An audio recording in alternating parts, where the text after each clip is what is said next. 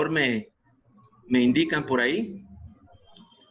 Entonces, como ya mencionaba Chema, voy a tener el gusto de compartir pues esta noche con ustedes algo sobre la evaluación pediátrica inicial, y sobre todo nos vamos a enfocar en uno de los elementos claves de la evaluación pediátrica inicial. Esto aplica tanto para la atención prehospitalaria, y vamos a ver que también tiene una aplicación a nivel hospitalario. Entonces, para dar comienzo, por favor, Chema, tal vez nos puede poner por ahí dar acceso ahí para que los participantes puedan votar, y quisiera que por favor ustedes me indicaran cuál de estos 3 pacientes son los que pues se observan que están gravemente enfermos. Para eso tenemos 30 segundos.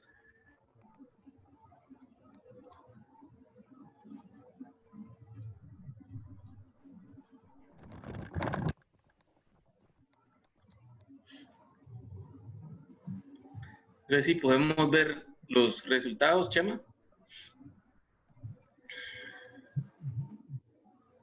Bueno, la mayoría, el 83%, dijo que el paciente C es el que se observa gravemente enfermo. Entonces, de lo que se trata el triángulo de evaluación pediátrica es,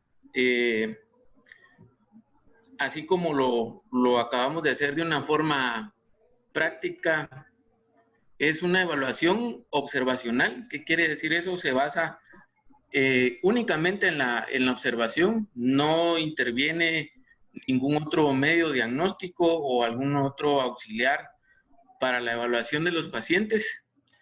Lo importante de realizar este método de evaluación es que nos permite identificar la categoría en la que hay una normalidad fisiopatológica. Obviamente eso va a traer consigo algunos de los sistemas fisiológicos van a estar funcionando de una manera anormal, y esto de forma general pues nos permite identificar cuál es el sistema o los sistemas que pues tienen algún mal funcionamiento en ese momento. La otra característica, la tercera característica, es que también nos ayuda a determinar la urgencia de la intervención que tenemos que hacer con nuestro paciente. Esto permite, en cierta forma, priorizar el manejo y no perdernos tanto en una urgencia, no preocuparnos tanto en un diagnóstico etiológico, sino inicialmente saber cómo está el paciente y qué es lo que necesita urgentemente por medio de una impresión general, que es a lo que vamos a llegar al final como conclusión de nuestro triángulo de evaluación pediátrica. Hablábamos de que nos permite llegar a un diagnóstico fisiopatológico, y tenemos varias categorías fisiopatológicas. Estas son solamente algunas de estas categorías fisiopatológicas. Podemos encontrar que nuestro paciente puede estar estable, puede tener algún sufrimiento respiratorio, puede tener un cuadro de insuficiencia respiratoria aguda, algún trastorno del sistema nervioso o algún trastorno metabólico. Puede ser que nuestro paciente esté en choque o incluso en un paro cardiorrespiratorio. Y si ustedes ven, todo esto forma parte de un ciclo. Estos 7 estados puede hacer que nuestro paciente con una patología determinada, dependiendo del momento en el que lo estemos evaluando, puede ser que lo encontremos incluso en alguno de estos por llamarlo de alguna forma, alguno de estos estadios. Recordemos que uno de los principales objetivos de la cadena de sobrevivencia pediátrica es la prevención del paro cardiorrespiratorio. Entonces, el objetivo de la evaluación por medio del triángulo de evaluación pediátrica es precisamente identificar estas categorías, hacer este diagnóstico fisiopatológico para interrumpir el ciclo y que nuestro paciente va a llegar a un paro cardiorrespiratorio. En sí, ¿cuáles son los pasos o cuáles son los componentes de este triángulo de evaluación? Al hablar de triángulo, pues tenemos tres aspectos o tres factores que tenemos que evaluar. El primer punto o factor es el aspecto. Tenemos que evaluar el aspecto general de nuestro paciente. Más adelante vamos a hablar, vamos a profundizar un poquito en cada uno de ellos. Ahora solo los vamos a mencionar de forma general. El segundo factor es el trabajo ventilatorio. ¿Qué tanta dificultad tiene nuestro paciente para poder ejercer la mecánica ventilatoria? Esto es importante también evaluarlo rápido, de una manera inicial. Y el tercer aspecto es la circulación cutánea, que nos basamos es una evaluación indirecta, podríamos decir, del funcionamiento circulatorio de nuestro paciente. Entonces, dicho esto, tenemos ya descrito nuestros tres elementos que forman el triángulo de evaluación pediátrica. Recordemos que es el aspecto, el trabajo ventilatorio y la circulación cutánea. Antes de pasar a esta diapositiva, ¿qué fue lo que más les llamó la atención de los primeros tres pacientes que les mostré, las primeras tres imágenes que les mostré? ¿Por qué escogieron principalmente al de la letra C, perdón? ¿Alguien que quisiera participar? Brevemente pueden levantar la mano y podemos, por medio del audio. Ajá, aquí nos mencionan que los tres estaban enfermos, pero el de la C estaba peor. Andrés Acurio nos dice por su aspecto. Muy bien. Bueno, si ustedes ven inconscientemente, y tal vez algunos ya sabían que era el triángulo de evaluación pediátrica, algunos otros tal vez no, hicimos un breve ejercicio donde evaluamos rápidamente estos tres aspectos y tuvimos una idea general de cómo estaba este paciente, y al juzgar por el aspecto que tenía, pues determinamos que este niño pues estaba gravemente enfermo. Doctor, Dilia, bueno, tiene entonces, audio. ¿qué es lo que vamos a evaluar? Ajá. Dilia tiene audio para poder hablar. Sí. Uh-huh. Bueno, lo que yo estaba observando era la fase que presentaba y el tipo de aspecto que estaba tomando el niño, de que se sentía que tenía molestia. ¿Aló? Ajá. Muy bien. Sí, excelente, muy buena su intervención. Y precisamente vamos a ver más adelante que cuando evaluamos el aspecto del niño, como vamos a ver a continuación, pues nos da una idea general de un mecanismo fisiopatológico específico que vamos a describir ahora a continuación. En el caso del aspecto o apariencia, pues es el factor más importante que nosotros debemos evaluar para determinar la gravedad de la enfermedad. Recordemos que no solo tenemos que enfocarnos en enfermedades, sino también en una lesión. Recordemos que también pues en las diferentes edades de nuestros pacientes pediátricos, también las lesiones, los traumas son motivos de consulta, y muchas veces pues tienen consecuencias un poco más severas.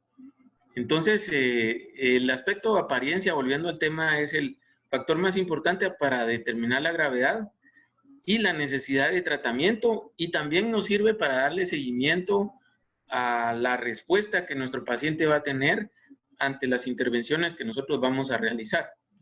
Lo que refleja de una manera indirecta el aspecto o apariencia de un paciente es una adecuada o inadecuada ventilación, oxigenación, perfusión cerebral, y también nos da una idea de cómo está funcionando el sistema nervioso central. ¿Cuáles son los rasgos característicos que debemos explorar en este acápite del aspecto? Acá hay que hacer una salvedad. Obviamente sabemos que estos parámetros no se van a comportar de la misma manera en todos los niños, sino va a tener una diferencia y se van a ir diferenciando en cuanto a la edad, y conforme el niño vaya desarrollando su sistema neurológico, etcétera. Entonces, sí es importante que nosotros sepamos que en dependencia de la edad, pues van a aparecer y desaparecer algunos signos que podemos encontrar. Podríamos entrar en detalle y hablar del desarrollo psicomotor del niño, pero realmente es un tema bastante extenso. Solo esa manera de recordatorio y como observación para que no vaya a haber una mala interpretación de lo que vamos a hablar a continuación. Entonces vamos a tener que evaluar el tono de nuestro paciente, enfocándonos en el movimiento, si el paciente tiene movimientos espontáneos, el tono muscular, si está rígido, si está flácido, si el paciente está apático o, dependiendo la edad, puede que siga con la mirada algo que a él le llame la atención, o incluso reconocer que somos extraños a él y tome una actitud de defensa. Lo otro es la interactividad, si este paciente pues está alerta, si algo atrae su atención, como les decía, si sujeta o juega con algo.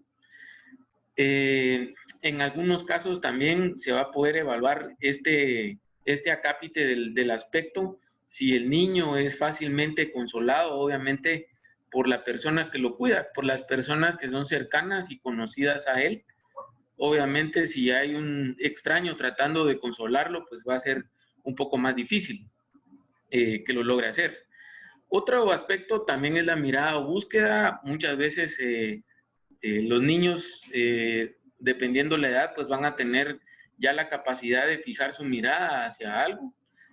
Y muchas veces, pues los niños van a tener una mirada perdida, donde no podemos establecer que esté viendo algo en específico, sino una mirada por lo general que va a estar fija y una mirada, como dice ahí, entre comillas, perdida.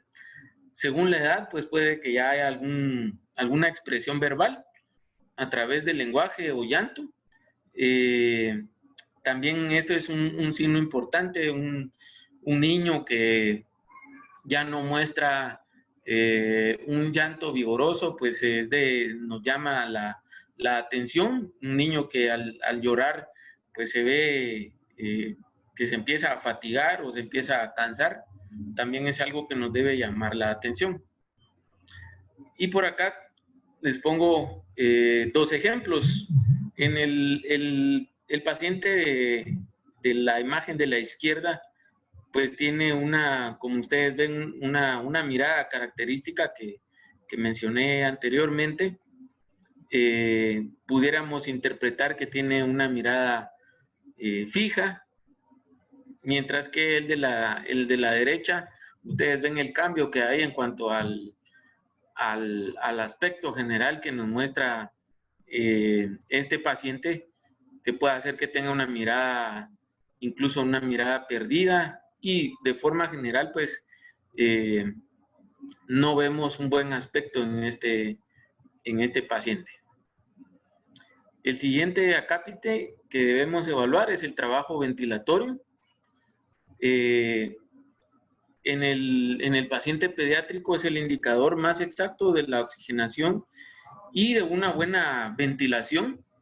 Esto nos da un dato más exacto incluso que la frecuencia respiratoria. Recordemos que también la frecuencia respiratoria va a cambiar dependiendo la edad que tenga nuestro paciente. Puede hacer que haya alguna variación en ella. Y también depende de muchos otros factores. Por eso es que el trabajo ventilatorio que esté haciendo nuestro paciente, el esfuerzo por hacer que el aire entre y salga de su sistema respiratorio es el indicador más exacto de cómo se está oxigenando y cómo está funcionando ese sistema respiratorio. Cuando hay un trabajo ventilatorio marcado o una dificultad respiratoria marcada, eso está reflejando que el niño pues está utilizando sus mecanismos de compensación.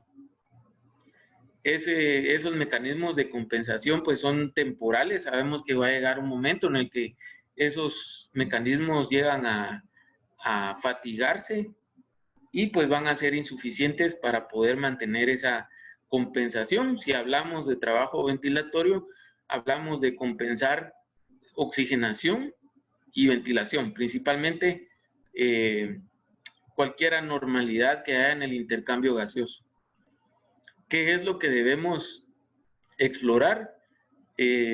Ruidos, todos los ruidos respiratorios pues son anormales, debemos tomarlos como anormales. Una respiración normal pues no es ruidosa.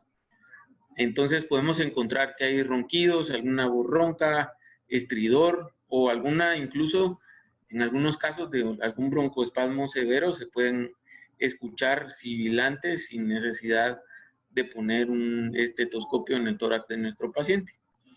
El otro es la postura que adopta el paciente para poder respirar. Hay pacientes que muestran dificultad respiratoria de forma tal que necesitan colocarse en una posición característica o una postura característica para poder respirar.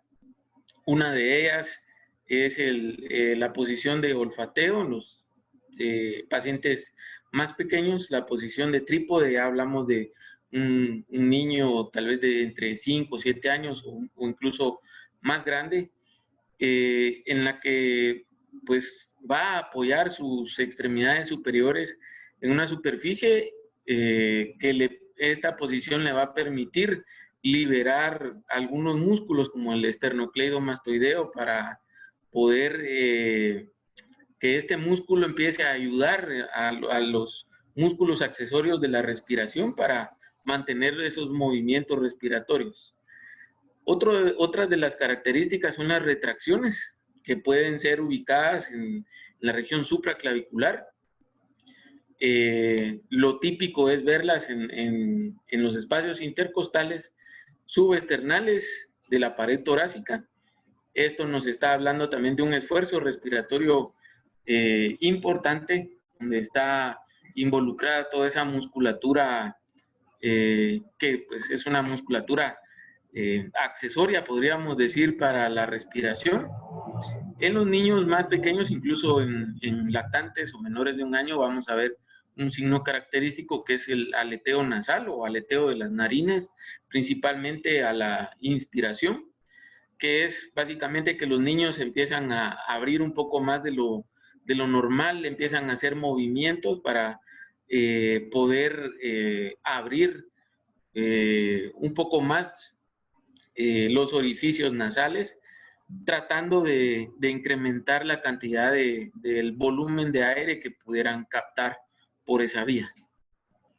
Acá tenemos estas imágenes como ejemplo. A la izquierda un niño que está adoptando, si ustedes ven, una postura típica de un esfuerzo respiratorio, donde vemos incluso que es muy probable que por la forma en la que tiene la boca esté incluso ayudándose a respirar a través de la boca, y los brazos, lo típico, hacia los lados, apoyados sobre una superficie que vendría siendo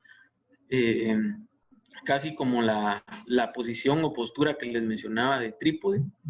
Y a la derecha podemos ver a un niño que muestra aleteo nasal. Vemos una retracción importante paraesternal, y obviamente ustedes pueden ver incluso la postura que ha adoptado con el objetivo de compensar y ayudar a aliviar un poco ese esfuerzo respiratorio marcado que está haciendo. Obviamente, acá pues tendríamos que imaginarnos si existiera algún ruido característico en alguno de ellos. Por lo que se ve, no dudaría yo que pudiéramos escuchar alguno de los ruidos antes mencionados. En cuanto al tercer componente de nuestro triángulo de evaluación, llegamos a la circulación cutánea. De forma general nos va a mostrar cómo está la circulación central. Recordemos que pues la piel es un órgano, de hecho es el órgano más grande de nuestro cuerpo, y que tiene una vascularización bastante importante. Entonces hay una situación acá, todo lo que afecte la circulación central, por un mecanismo de compensación también, pues va a afectar la irrigación a nivel cutáneo. Entonces vamos a poder ver algunas manifestaciones a ese nivel. ¿Cuáles son los signos que podemos ver? Principalmente la palidez de piel y mucosas. En algunos casos aparece también el moteado, que es un cambio de color irregular en la piel. Aparecen pequeños parches de diferente color, lo vamos a ver en un ejemplo, en una imagen más adelante. Y otro de los signos típicos, que es la cianosis, que es el color azulado de piel y de mucosas. Acá tenemos los ejemplos. Acá tenemos en la imagen superior izquierda un niño que pues presenta una cianosis en sus manos, una cianosis distal. En medio, en la imagen del medio, podemos ver un niño que presenta cianosis alrededor de la boca o perioral. Y en la imagen superior derecha vemos ese signo que les había comentado de la piel moteada. Si ustedes ven, es un cambio de coloración que no es uniforme en la piel. En algunos libros de semiología lo describen como marmoleado. Eso va a depender de qué autor sea el que estamos leyendo.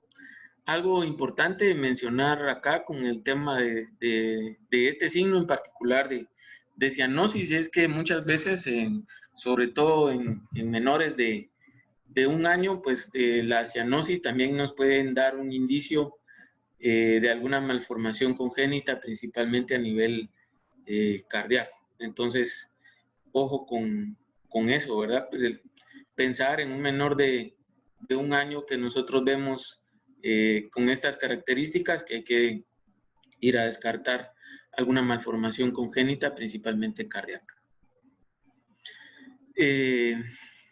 Solo para ampliar el tema de la circulación cutánea y el mecanismo que les mencionaba anteriormente, es un mecanismo de compensación que disminuye el riego sanguíneo de áreas anatómicas que no son esenciales en ese momento, como la piel y mucosas. Y hay algo importante, entre más pequeño sea nuestro paciente en edad, pues la palidez puede ser uno de los primeros signos de una hipoperfusión o de perfusión deficiente, e incluso puede ser que ese sea el único signo visual de que un niño pueda estar en un estado de choque. Estamos hablando, y hago la salvedad, dijimos que todo esto se basa en la observación. Por eso el único signo visual aparente pudiera ser únicamente la palidez de piel y mucosas. Otro de los aspectos importantes acá es que conforme el niño va creciendo, y los niños un poco ya más grandes, tal vez de 10 años en adelante, pues ya no va a ser tanto la palidez, sino los trastornos en el estado de conciencia. Igual que en el adulto, los trastornos de estado de conciencia, pues es un signo también de hipoperfusión. Es algo en lo que tenemos que pensar como una posible causa, dependiendo del contexto. Dicho ya el resumen de los 3 acápites que forman el triángulo pediátrico, entonces ahora repito la pregunta: ¿cuál de estos 3 está gravemente enfermo? Y Chema, tal vez podemos habilitar para que ellos puedan responder. Tratemos de hacer el ejercicio completo desde el aspecto, el trabajo respiratorio y cómo está la circulación cutánea. Hay uno de esos 3 pacientitos que tiene ahí cuestiones interesantes en esos 3 acápites. No sé si podemos ver ya la respuesta.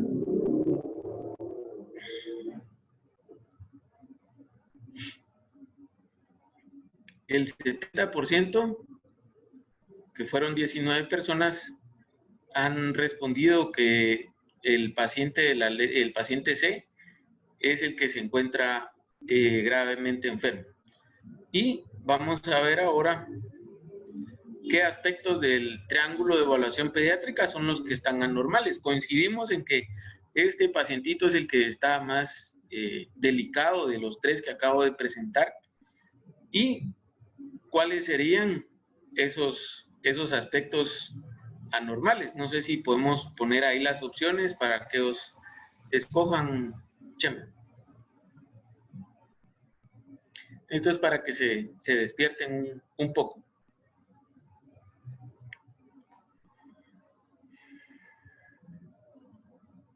La realización del triángulo de evaluación pediátrica es algo que vamos a ver, es uno de los pasos de la evaluación como tal, y pues nos debe llevar 30 segundos poder realizar el triángulo de evaluación. Veamos las respuestas.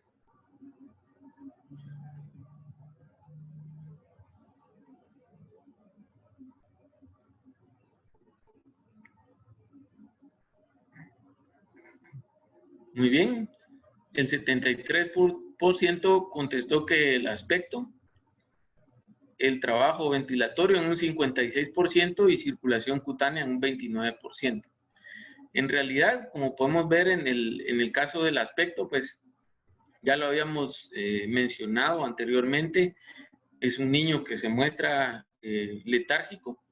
Podemos ver, tal vez no muy marcado, pero se logra ver que hay un poco de tiraje o retracción intercostal.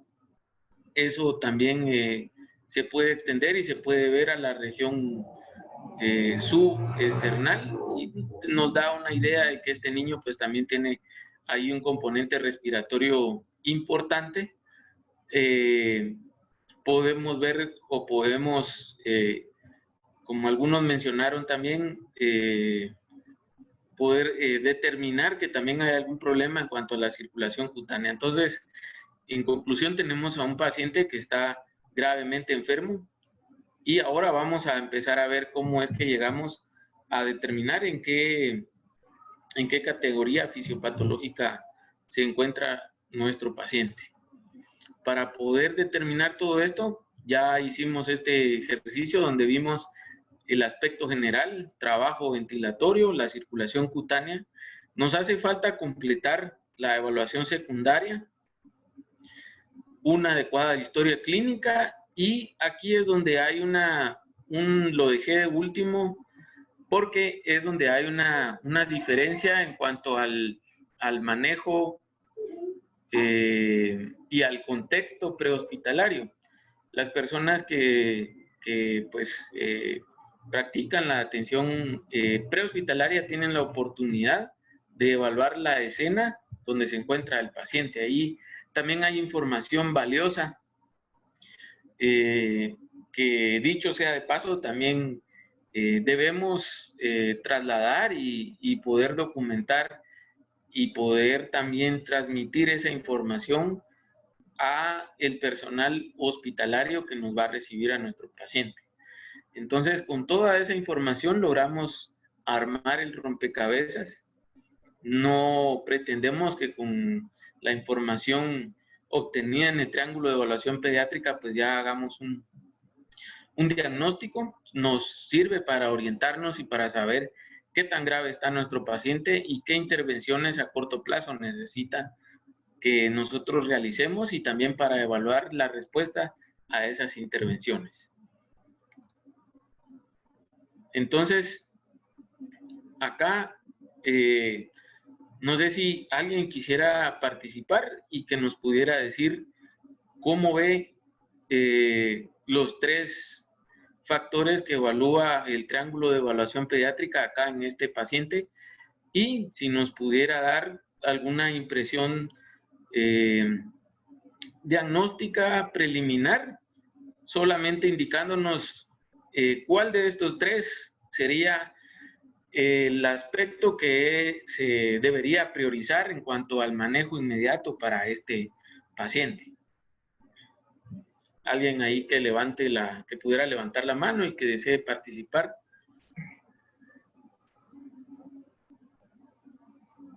La persona que levanta la mano le podemos habilitar el audio. Ariel, en este momento le habilito el audio y puede activarlo para hablar en cualquier momento. Glubis, Ariel.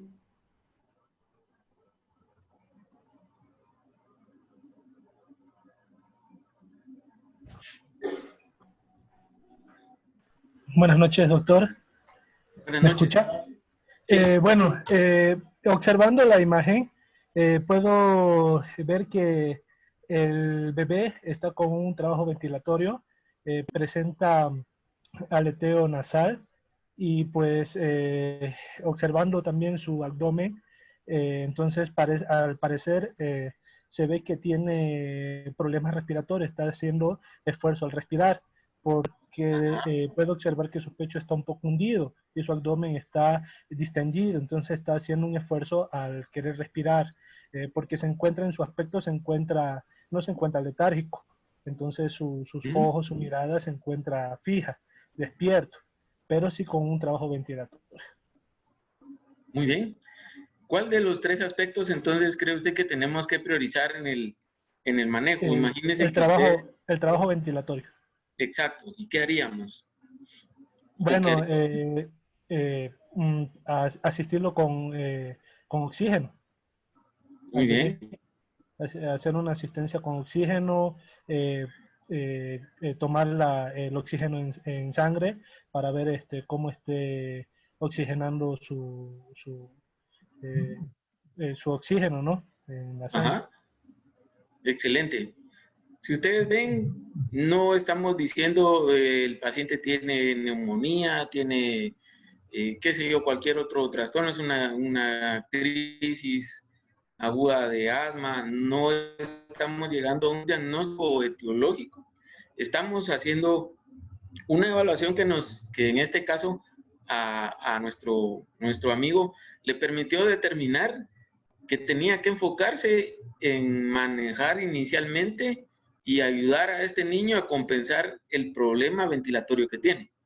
Eso va a permitir en la mayoría de los casos, y si estamos hablando de niños, aunque ustedes no lo crean y tal vez no es que seamos tan exagerados o dramáticos, pero es lo que al final permite salvar la vida de este paciente. En todo lo que se hace, el diagnóstico, los estudios y todo lo que se tenga que hacer, pues se pierde tiempo valioso. Entonces, de lo que se trata el triángulo de evaluación pediátrica es precisamente eso, identificar cualquier amenaza inmediata a la vida de nuestro paciente y empezar de una vez con su manejo y poder evaluar la efectividad de las intervenciones, como ya les dije.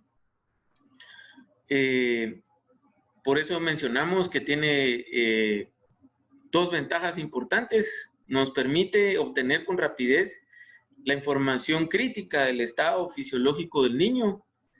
Algo importante es que antes de que lo vayamos a tocar y que después se vaya a agitar. Por eso desde el inicio de la charla hablábamos de que es observacional.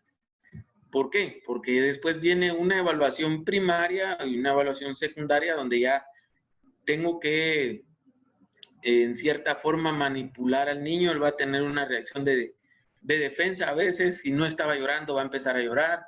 Y entonces eso nos empieza a cambiar algunos de los parámetros y se altera, por decirlo así, la información que estaba ahí. Otra de las cuestiones es que nos ayuda a establecer, como en el pequeño ejercicio que hicimos, ayuda a establecer prioridades, de resto en la evaluación primaria y las intervenciones para salvar la vida del niño. Este es el objetivo más importante del triángulo de evaluación pediátrica. Otro de los aspectos importantes es que no lleva una, por decirlo así, una secuencia determinada, aunque lo mencionamos y vieron ustedes que aparecen numerados los tres factores, pero la mayoría de veces por instinto, si ustedes se dieron cuenta en el ejercicio, empezamos por lo que más nos llama la atención. Eso es otra de las características importantes. Vamos a ir avanzando y ya entrando casi a la etapa final de la charla, vamos a ver algunos casos. Va a haber oportunidad de que Chema va a ir poniendo las respuestas y tratemos la manera de ir participando, y al final, pues si hay alguna duda, con gusto la podemos ver. Tratemos de resolver los casos con la información, únicamente con la información que se nos presenta. El caso 1 es un niño de 7 años de edad que salió en su bicicleta de la entrada a su casa hacia la calle, donde venía un automóvil. El niño fue atropellado, fue proyectado, o sea, el niño fue desplazado aproximadamente 4,5 metros.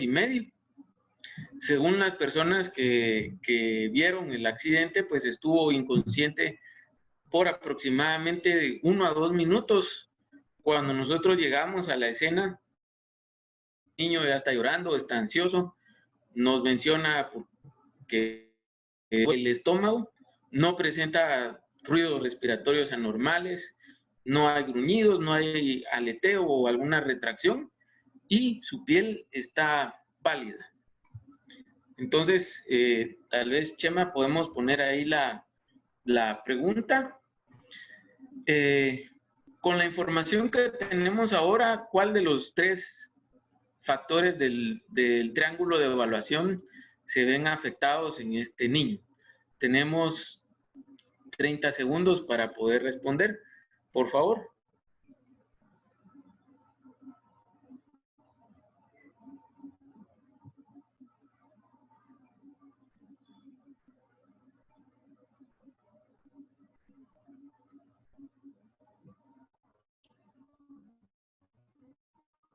Veamos la respuesta.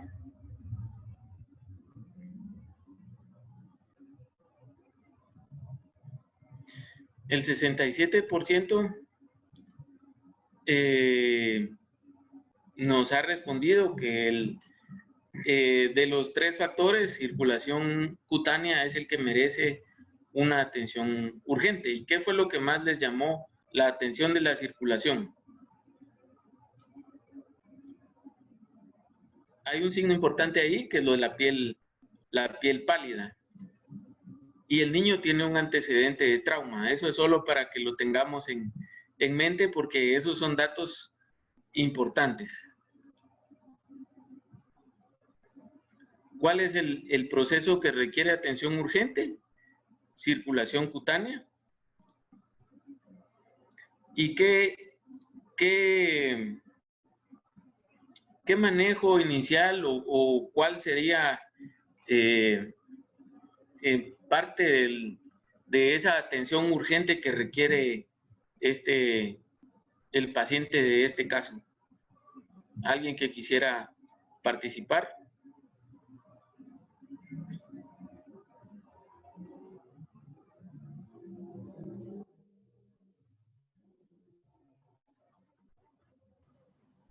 ¿No hay nadie?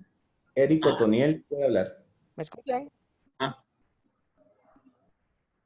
Pues como vemos que tiene el antecedente de trauma, ¿verdad? Y la circulación cutánea presenta palidez, podemos hacerle un ultrasonido FAST para valorar colecciones, ¿verdad? Si hay hemorragia a nivel abdominal.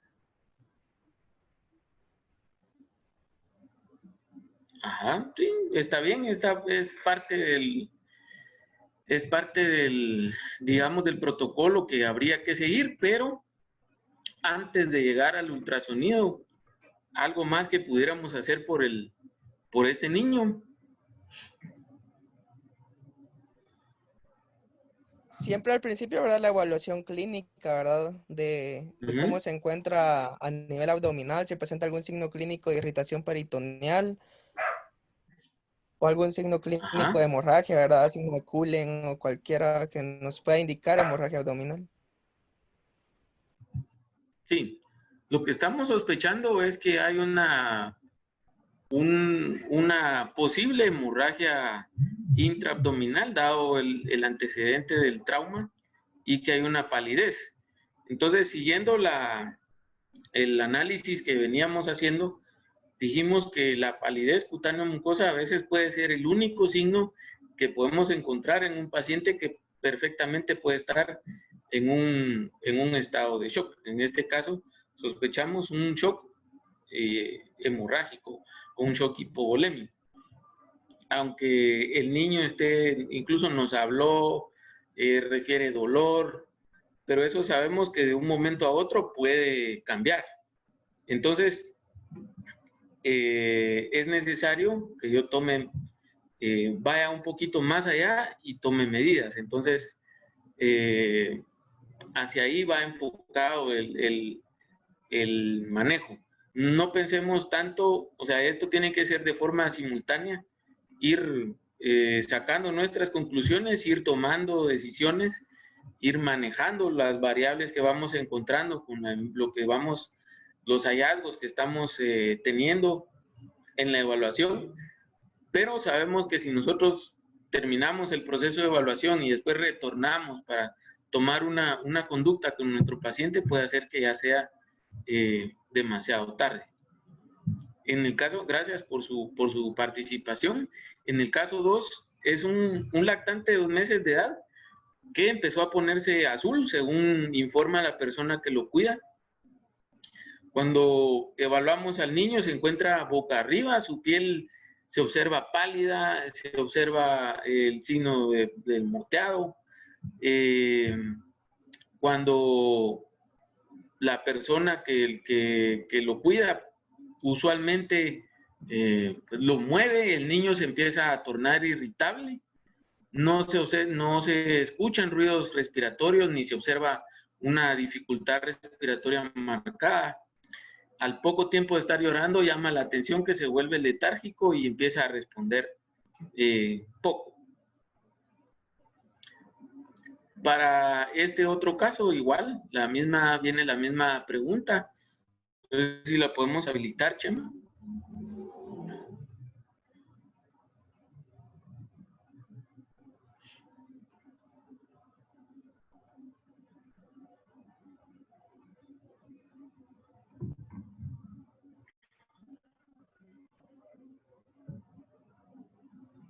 Veamos las respuestas.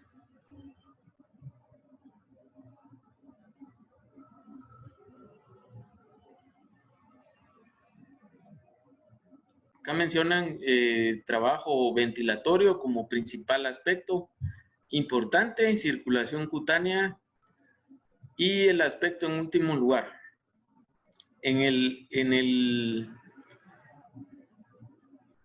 En este caso, este paciente hay algo importante acá en cuanto al aspecto. Hay un cambio de coloración de una manera súbita. Hay también signos en cuanto a la circulación cutánea, eso es importante. Y luego hay otro cambio que podemos ver en cuanto al aspecto.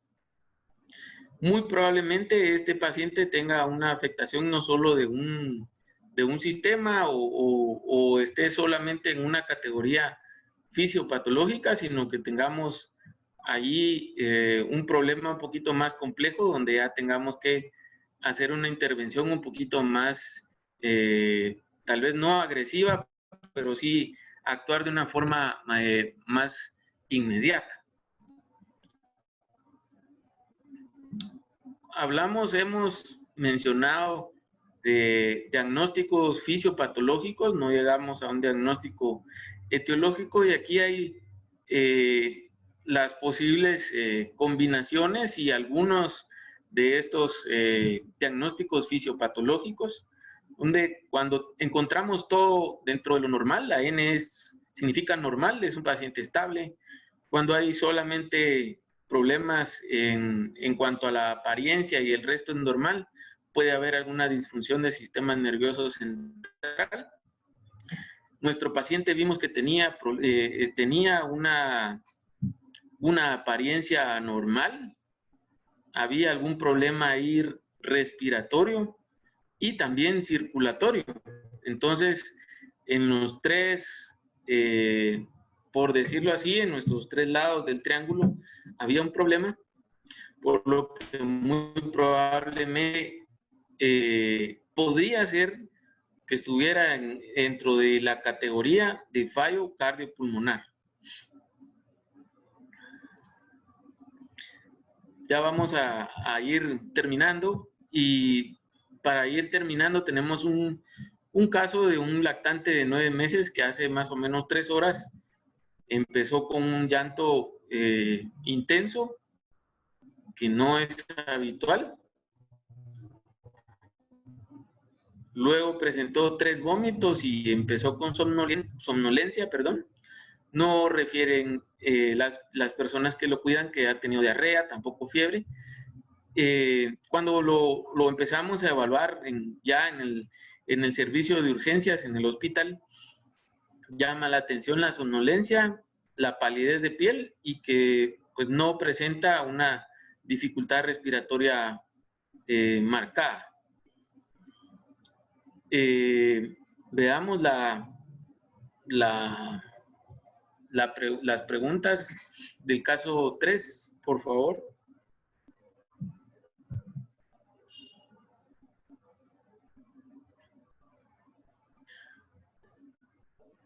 Ya con esta información, ¿será que nosotros somos capaces de poder decidir cuál sería la prioridad en el manejo inicial de este paciente? Si ustedes consideran que ya, entonces, por favor, marquen ahí cuál sería el manejo que ustedes le darían en la sala de urgencias.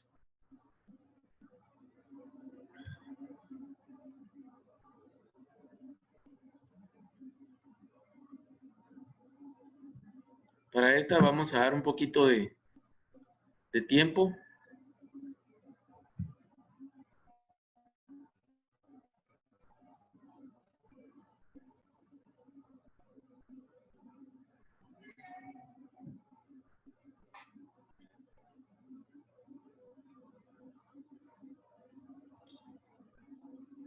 Bueno.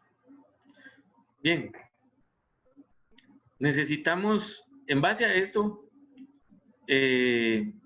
siguiendo la ruta del análisis, y ahora no hicimos la misma pregunta, sino nos fuimos directo al manejo. Esperamos que se haya hecho el análisis de cuáles eran los factores de nuestro triángulo de evaluación que estaban afectados.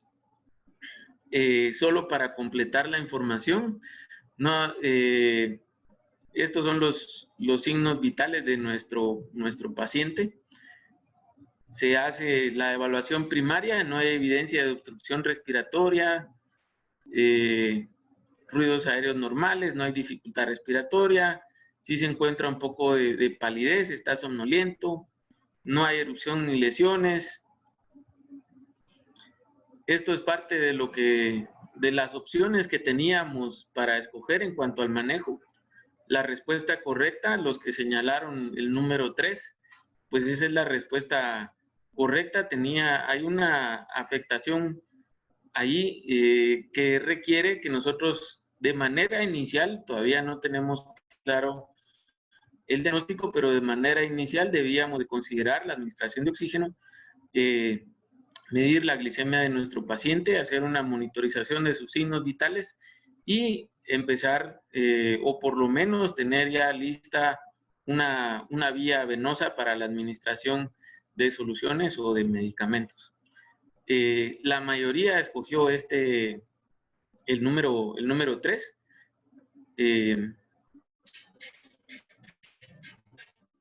De hecho, fue 54%. ¿Y cuál de todos estos entonces sería el proceso fisiológico, y ahora para terminar, que requeriría una atención urgente? ¿Alguien que nos quiera mencionar cuál fue el análisis que realizó?